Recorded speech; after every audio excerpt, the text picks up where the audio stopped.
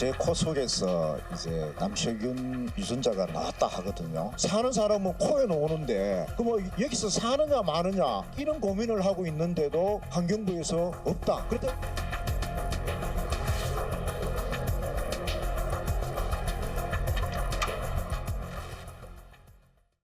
녹조에서 독성이 발견됐다. 네, 충격적인데요. 환경단체 조사 결과부터 한번 정리해보죠. 네, 그동안 낙동강 녹조가 건강에 위협이 될 수 있을 것이다라는 그런 주장 계속해서 있어 왔습니다. 그러나 이번에 발표한 내용은 에어로졸 형태로 해서 호흡기를 통해 인체에도 유입이 되기 때문에 이 독성이 직간접적으로 영향을 준다라는 부분에 대해서 환경단체가 더욱 문제 제기를 한 부분입니다. 이 실험에 대한 부분은 녹조 발생 지점 2km 이내 조사 대상자 97명 중 46명의 코 속에서 이제 검출되었다라는 이 부분이 독소에서도 가장 위험한 마이크로시스틴에 대한 부분이 발견되었다라는 지점에 대한 발표였습니다.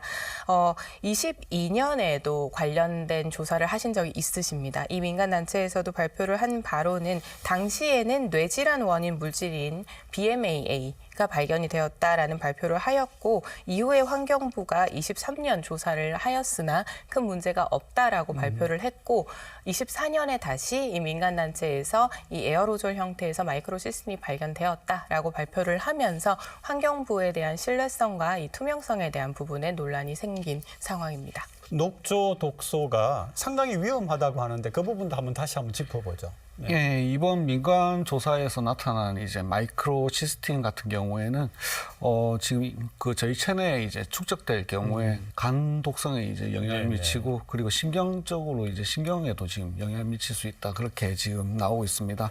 그리고 저 성기능에도 영향을 미칠 수 있다고 그렇게 하고 있는데 이번 연구를 총괄한 이제 계명대 이제 교수님 같은 경우에는 이러한 그 만성적으로 누적됐을 경우에 위험성들이 있기 때문에 보다 지금까지는 이러한 마이크로시스템에 대한 신체에 이제 어떤 영향을 미치느냐에 대한 정확한 연구가 지금 없는 상태인데 지금 이 호흡기 질환에 호흡기를 통해서 이런 그 독소가 들어왔을 때 정확하게 어떻게 영향을 미치냐를 좀 더 이제 연구를 통해서 검증을 해서 지금 환경부와 지금 시민단체가 입장이 조금 틀린데 과연 지금 체내에 지금 이런 것들이 쌓였을 때 그렇게 치명적인 영향을 미치느냐에 대한 검증이 좀 먼저 선행이 돼야 된다 그런 의견을 또 보이고 있습니다. 낙동강 물을 가지고 쌀, 과일, 채소 재배하는 거 아니에요? 그렇습니다. 그래서 낙동강 물을 이용하는 뭐 이런 농수산물에 대한 부분까지도 많은 우려를 하실 수 있을 것이라고 보입니다. 그렇기 때문에 보다 환경부가 좀 더 적극적으로 대처를 하고 우리 시도 거기에 함께 동참을 해야 한다라고 생각을 하는데요. 이제 불안감을 조장하는 것도 문제이지만 불안해하는 시민분들을 방치하는 것도 문제입니다. 이렇게 계속 문제 제기가 되는 부분에서 보다 명확하게 건강에 이상이 없다라는 것이든 건강에 이상이 있다면 어떻게 그 부분을 대안을 내겠다라는 그런 조치가 필요할 것으로 보입니다. 그러니까 우리가 계속해서 보고 있는 상황에서 이번 민간단체 발표에서 좀 유의할 점이 에어로졸 형태에 대한 문제 제기였는데요. 이 에어로졸 형태는 최대 약 16km까지 이동이 가능하다라고 합니다. 이제 다만 이 부분에 대해서 국제적으로 공기 중이나 비강내 조류 독소에 대한 부분 는 환경부에서 발표한 바와 같이 관련 측정 방법이나 권고 기준이 없다라는 한계는 가지고 있습니다.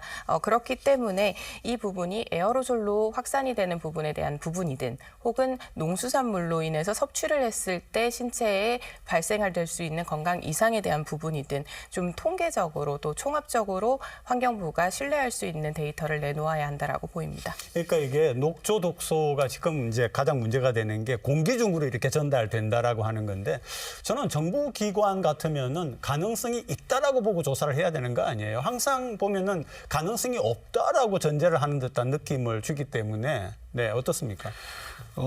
환경부에서 지금 이 독소에 대해서 그 위험성에 대해서 좀 이렇게 그 시민단체에서 얘기하는 것보다는 조금 그 안정적으로 이렇게 안전하다고 얘기를 하는 그런 근거가 되는 게 그간 이제 환경부에서 2022년부터 24년까지 했던 국립환경과학원 연구와 그리고 한국물환경학회에서 진행한 연구를 통해서 거기에 이제 공기 중에 조류 독소는 없다 이렇게 불검출된 그 결과를 네네. 가지고 얘기를 하는 거거든요.